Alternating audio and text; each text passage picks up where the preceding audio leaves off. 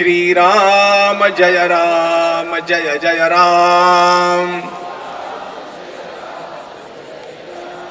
श्री राम जय जय राम। श्री राम जय जय राम। श्री राम जय जय राम। श्री राम जय जय राम। श्री राम जय राम जय राम। श्री राम जय जय राम। श्री राम जय राम जय राम। श्री राम जय जय राम। वर्णानां अर्थसंघानां रसानां छन्दसामपि मंगलानां च कर्तारौ वंदे वाणी विनायकौ। नमामि सद्गुरुं शान्तं सच्चिदानंद विग्रहं पूर्ण ब्रह्म परानंदम ईशम आनंदी वल्लभम। प्रपन्न पारिजाताय तोत्रवेत्रैकपाणये ज्ञानमुद्राय कृष्णाय गीतामृतदुहे नमः। माधुर्यरसकल्लोलां शिवशक्त्यैकरूपिणीं अमृतानुभवार्थाय वंदे ज्ञानेशनन्दिनीं। यस्य वेदमयी वाणी यस्य देवमयी तनुः यस्य ब्रह्ममयी दृष्टिः स गुरुः पातु मां सदा।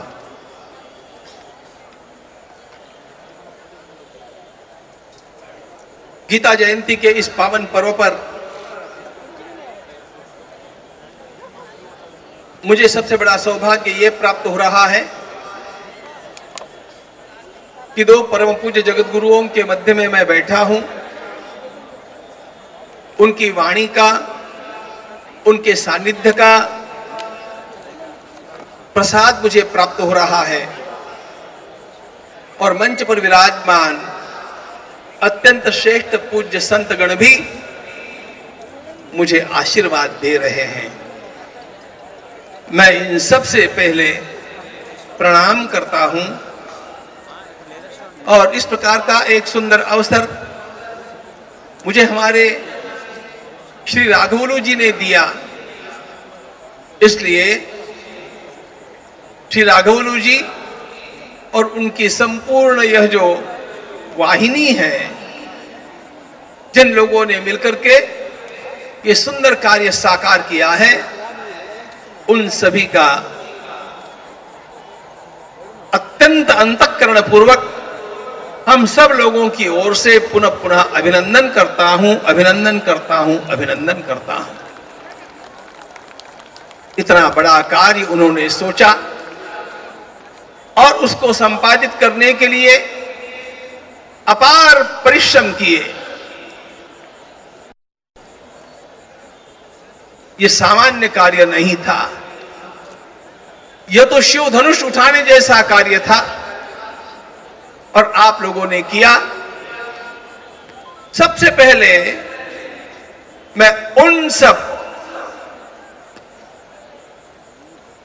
गीता के पाठकों का, गीता के वाचकों का, इस महान यज्ञ में विभिन्न प्रकार से सहयोग करने वाले दानदाताओं का और इनके पीछे खड़े संपूर्ण तेलंगाना प्रांत के पूरे भाविक समाज का अभिनंदन करता हूं।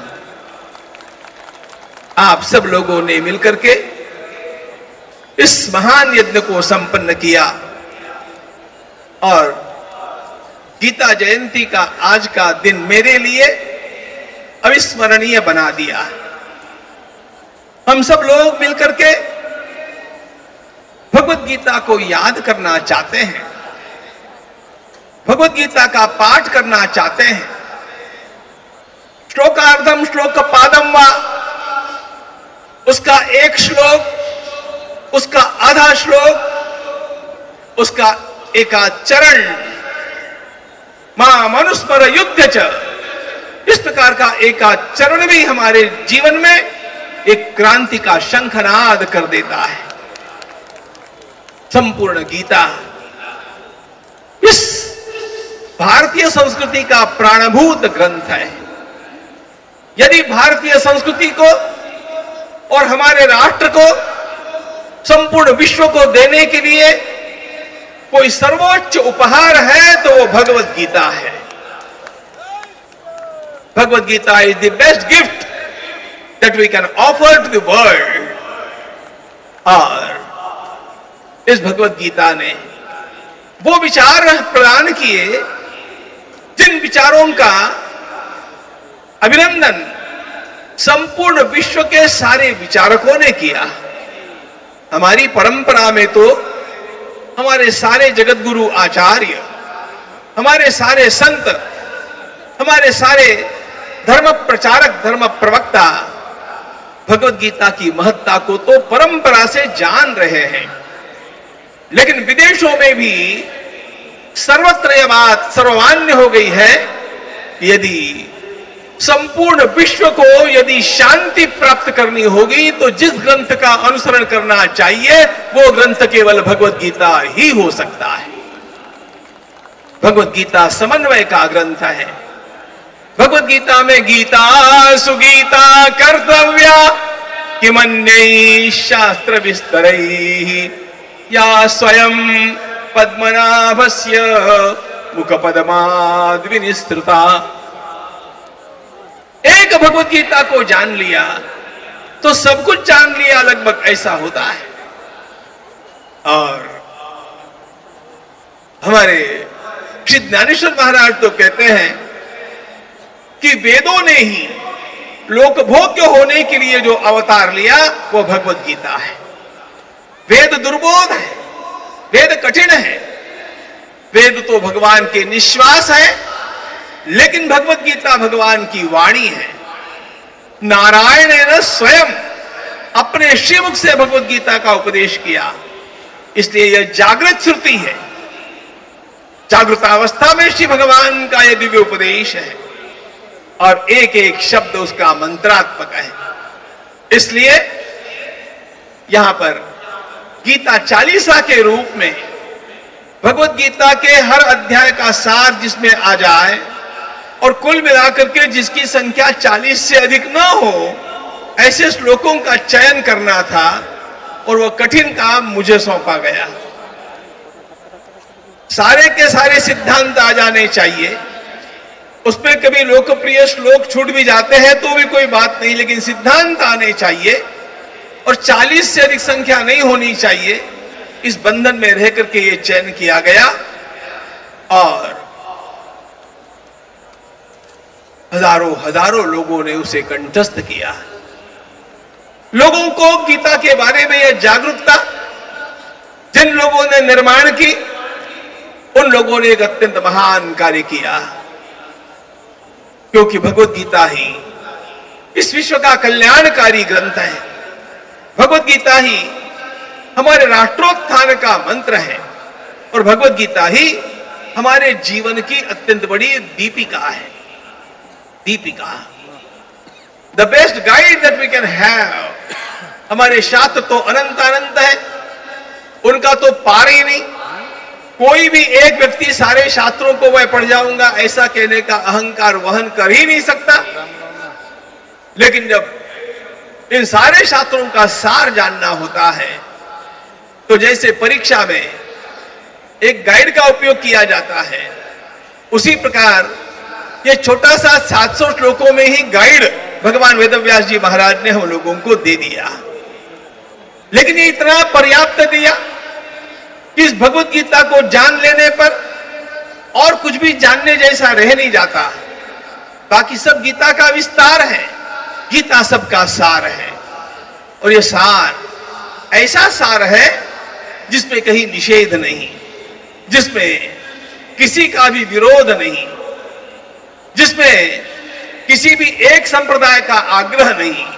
यो यो याम याम तनुम मक्तः श्रद्धया चित्तमिच्छति तस्य तस्याचलाम श्रद्धाम तामेव विदधाम्यहम् स तया श्रद्धया युक्तः तस्याराधनमीहते लभते च ततः कामान् मयैव विहितान्वितान्।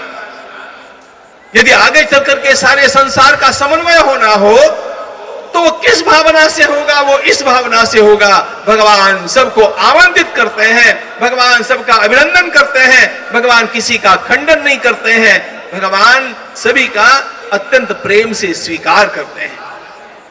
यह विश्व की समस्त उपासनाओं का स्वीकार करने का जो भगवत गीता का सामर्थ्य है वो अन्यत्र आपको कहीं पर भी नहीं मिलेगा। और इसलिए लोग कहते हैं कि भगवत गीता को राष्ट्रीय ग्रंथ घोषित करना चाहिए, राष्ट्रीय ग्रंथ घोषित करना चाहिए। मैं उनसे असहमत नहीं हूं, लेकिन भगवत गीता तो वैश्विक ग्रंथ है, संपूर्ण विश्व को बांधने वाला एकमात्र ग्रंथ भगवत गीता हो सकता है। और वह इस राष्ट्र की विश्व के लिए सबसे बड़ी देन है। इस दृष्टि से गीता की ओर ही हम लोग देख सकते हैं। और कैसी विचित्र बात है, हमारे राष्ट्र की परंपरा का संपूर्ण स्वीकार करके भगवत गीता सारे विश्व के सारी संस्कृतियों का भी स्वीकार कर सकती है। यह अत्यंत विलक्षण बात है। श्री ज्ञानेश्वर महाराज ने भगवत गीता का वर्णन करते हुए एक बात कही, तैसे है नित्य नूतन देखिए गीता तत्व। ये गीता तत्व कैसा है? ये नित्य नूतन है, always changing ever the same, always changing ever the same. संदर्भ के अनुसार भगवत गीता में से विभिन्न अर्थ निकलते रहते हैं। और इसीलिए महात्मा गांधी जी भी भगवत गीता पढ़ते हैं और हमारे क्रांतिकारक चापेकर बंधु भी यही कहते हैं कि हमें फांसी के फंदों को चूमने के पहले एक ही इच्छा है, हमारे हाथ में भगवत गीता का ग्रंथ दिया जाए, भगवत गीता का ग्रंथ दिया जाए। छत्र लेकर के युद्ध करने वाले भी गीता पढ़ते हैं और निश्चित होकर के समाज परिवर्तन चाहने वाले भी गीता पढ़ते हैं। यह गीता का कंपास, यह गीता की कैपेसिटी, यह गीता की विलक्षणता अवर्णनीय है। भगवत गीता अथाह है। मित्रों, आप सब लोगों ने भगवत गीता का अध्ययन किया, गीता जयंती का यह उत्सव मनाने के लिए किया। किसी भी निमित्त से आपने इसके पहले गीता पढ़ी है तो ठीक है, नहीं पढ़ी है तो ठीक है, लेकिन मैं आज आपसे एक बात कहने वाला हूं। जैसा कि उस शपथ में कहा गया, भगवत गीता को एक भी दिन भूलिएगा नहीं, गीता निरंतर पढ़ते रहिएगा, आपके जीवन का उत्थान होता जाएगा, आपका जीवन अपलिफ्ट होता जाएगा, आगे आगे बढ़ता जाएगा। आपको जीवन में जो कुछ भी प्राप्त करना है वो सब कुछ प्राप्त करा देने का सामर्थ्य एक भगवत गीता के विचारों में, एक भगवत गीता के विचारों में। और इसलिए भगवत गीता का उपदेश जो हुआ वो युद्ध क्षेत्र में हुआ। सारे संसार में केवल गीता या एक ही ग्रंथ ऐसा है जिसका उपदेश युद्ध के क्षेत्र में हुआ है। गीता को धर्म ग्रंथ कहते हैं, गीता को अध्यात्म ग्रंथ कहते हैं। वो केवल इसी प्रकार का मुक्ति दिलाने वाला अध्यात्म ग्रंथ होता तो उसका उपदेश किसी आश्रम में होना चाहिए था, उसका उपदेश किसी मठ मंदिर में होना चाहिए था, उसका उपदेश हिमालय की कंदरा में होना चाहिए था, गंगा जी के तट पर होना चाहिए था। ऐसे स्थान पर नहीं हुआ, वह कुरुक्षेत्र के समरांगण में हुआ। और वह इसलिए हुआ कि गीता केवल अर्जुन के लिए नहीं है। भगवान शंकराचार्य महाराज कहते हैं अर्जुनम निमित्तीकृत्य, अर्जुन तो निमित्त है, उसको निमित्त बना करके हम लोगों के लिए गीता भगवान ने कही है।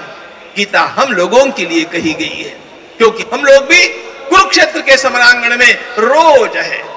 और ऐसी स्थिति में हम लोगों को निर्णय कैसे करने चाहिए, इसकी विद्या प्राप्त करनी हो तो Bhagavad Gita is the best brainstorming programme of भगवान वेदव्यास महामुनि। मैं तो महाभारत को भगवान वेदव्यास जी का ब्रेनस्टॉर्मिंग प्रोग्राम कहता हूं। महाभारत के संदर्भ में जो गीता का अध्ययन करता है, महाभारत के अत्यंत महान नायक, सेना नायक भगवान श्री कृष्ण के आचरण और उपदेश के संदर्भ में जो गीता पढ़ता है, ध्यान रखना उसको गीता एक अभ्युदय का मार्ग दिखाती है, एक विजय का मार्ग उसको दिखाती है, सफलता का शास्त्र उसको पढ़ाती है। और वो जितना जितना गीता पढ़ता जाएगा उतना उतना अंतरंग में भी शांत होता जाएगा और बहिरंग में सफल होता जाएगा। मैं बहिरंग में सफल हो जाऊं और अंतरंग में शांत रहूं, ये दोनों बातें बड़ी कठिन होती है। इन दोनों का सामंजस्य आपको भगवत गीता में मिलेगा। और ये जब करना होता है तब हम लोगों को रोज स्ट्रगल करना पड़ता है। आप लोग जानते हैं हमारे जीवन में रोज रात्र दिन आमा युद्धाता प्रसंग, भीतर मन से लड़ना पड़ता है, मन की वृत्तियों से, मन की वासनाओं से लड़ना पड़ता है, और बाहर हमारे जो प्रतिस्पर्धी है और जो विरोधक है उनके साथ भी लड़ना पड़ता है।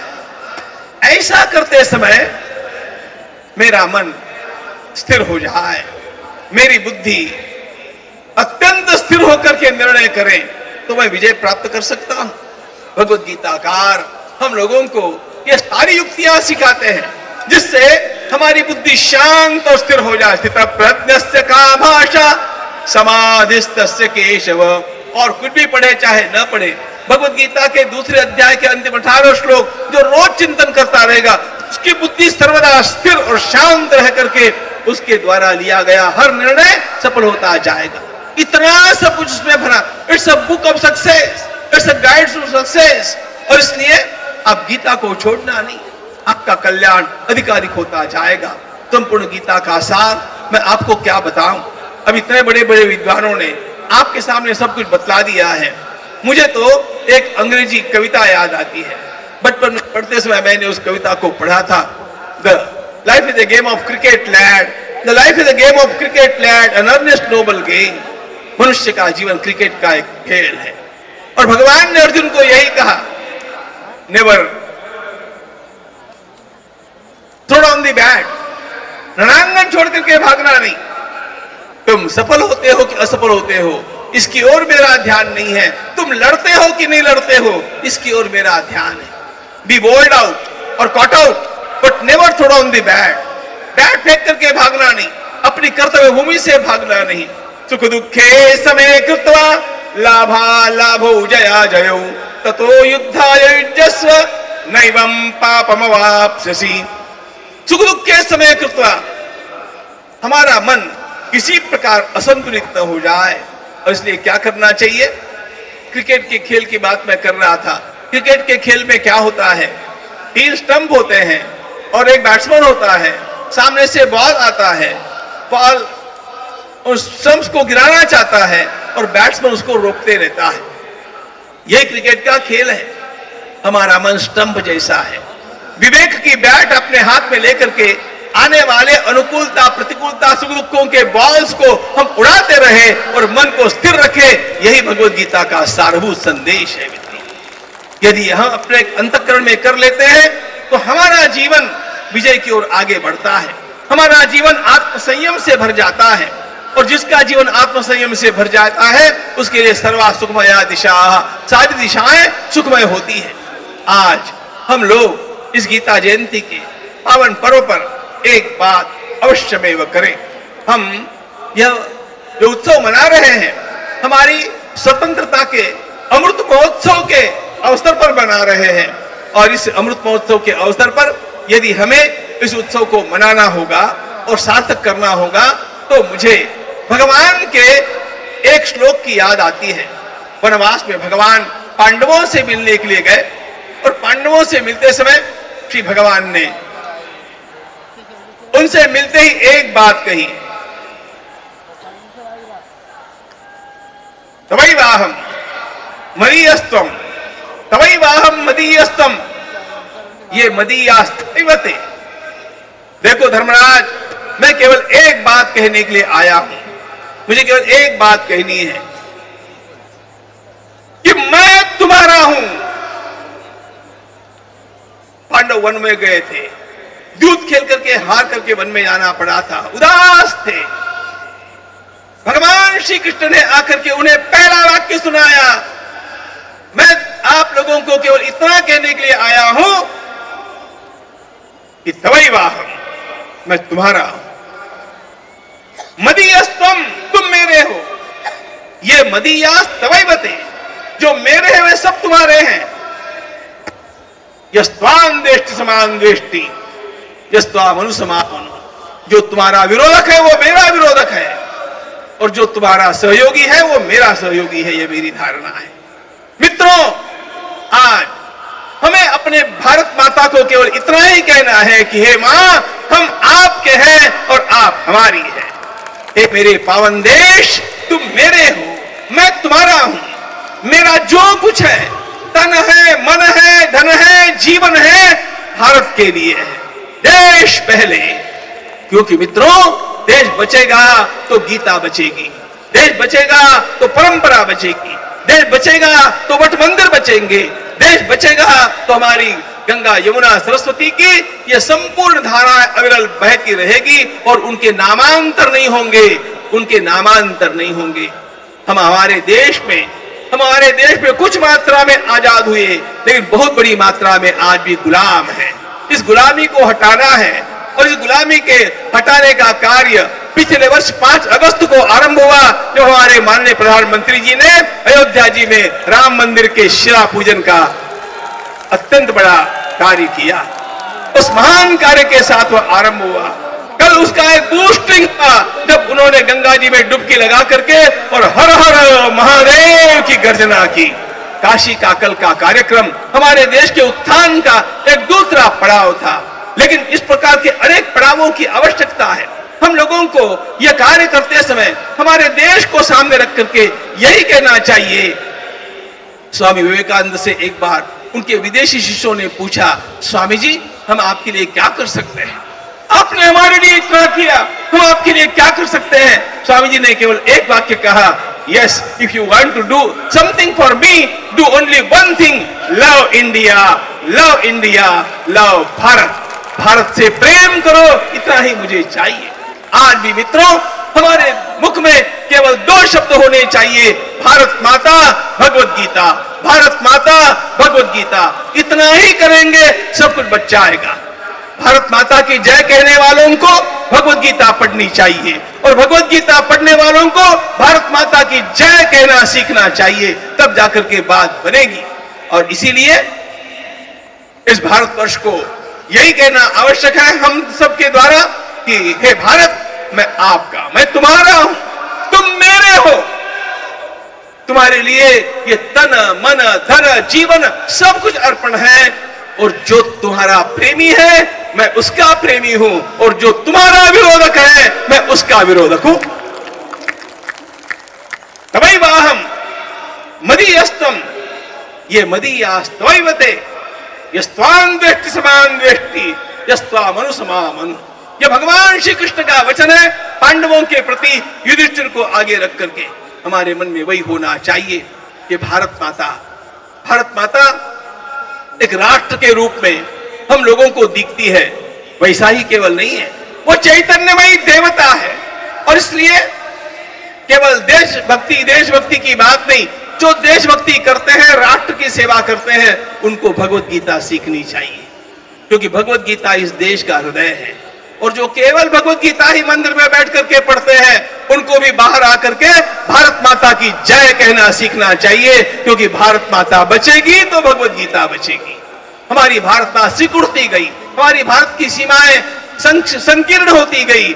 अब ये नहीं होना चाहिए, उल्टे हम लोगों को विजयी भारत को निर्माण करना है। इस विजयी भारत को निर्माण करने के लिए इस भगवत गीता की अत्यंत आवश्यकता है। और इसलिए हम लोगों को जो श्लोक कुछ स्वामी जी महाराज ने सुनाया, आपने भी और आपने भी, यत्र योगेश्वर कृष्णो यत्र पार्थो धनुर्धरा तत्र श्री विजयो भूतिर ध्रुवा नीतिर मतिर मम।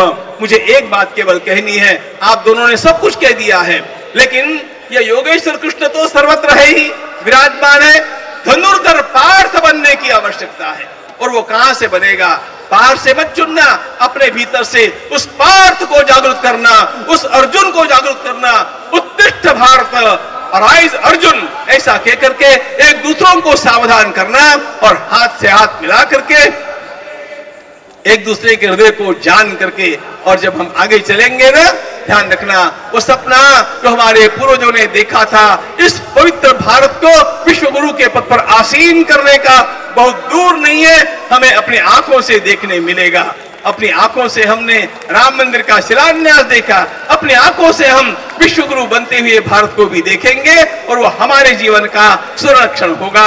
वो जल्दी से जल्दी आवे, उसके लिए हम कटिबद्ध होवे, उसके लिए त्याग तपस्या समर्पण करने की हमारे अंतःकरण में शपथ ले और सिद्धता करें। यही आज के दिन का संदेश है।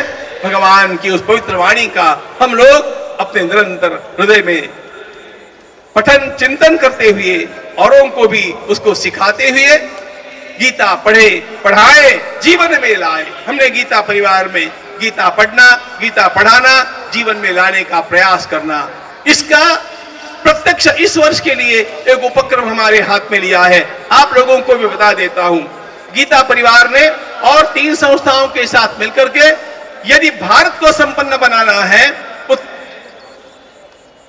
उसको उत्थित करना है, तो क्या करना चाहिए, ये सोच करके अन्य लोग अन्य प्रयोग कर रहे हैं। हमने संकल्प किया है कि हम 75 करोड़ सूर्य नमस्कार करने का संकल्प करते हैं। 75 करोड़, और ये 75 करोड़ सूर्य नमस्कार जब इस देश के युवक करेंगे, अपने आस उस नमस्कार में से योगासन भी, व्यायाम भी, प्राणायाम भी और उपासना भी सब कुछ साध्य होकर के भारत की शक्ति बढ़ेगी। भारत की शक्ति बढ़ने की आवश्यकता है और भारत की शक्ति बढ़ने का सर्वोत्तम उपाय भगवद गीता की भक्ति करना है। वो मैं और आप सब मिलकर के निरंतर करते रहेंगे। भारत माता की जय।